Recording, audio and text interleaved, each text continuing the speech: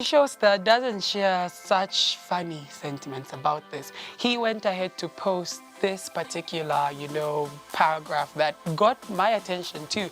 He says, this is my unpopular opinion. I don't appreciate the Russian-Ukraine war memes and the uncontrolled excitement or wild behavior around it, whichever way you're looking at it. After this war is done, Vladimir Putin or Volodymyr Zelensky and other world leaders like Joe Biden, Emmanuel Macron will be shaking hands, but a mother will be looking for a son, a wife will be looking for a husband, a brother will be looking for his siblings, and worst case scenario, they might never see them again. A war is not a football tournament or an election. Actual lives are lost since we are a Christian nation who are also specialists in foreign policy. I suggest putting our friends in prayer, especially the weak and vulnerable.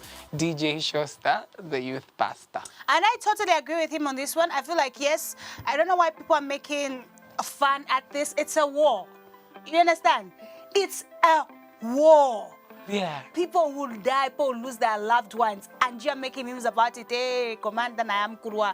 Like, maybe it's because it's social media as well, and people are just trying to make a light moment out of something this huge. First and foremost, it's war. Like, and what we don't get to understand, I feel like something that we should really put in our mind is that this war, in any war, the most vulnerable are the kids and the old people. True. So think about your child or your young sister or your baby, and think about your grandma, your grandpa. If a war happens, what happens to them? To them, true.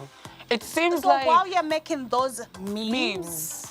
Think about There's a lot more of humanity that's being lost on social media, and it's like people, I'm sorry to say this, are acting very much like animals. There's a lot of animosity going on, even with the heighten of issues such as suicide and mental health and the idea of being in a place of self-harm. Lots of people go out to say,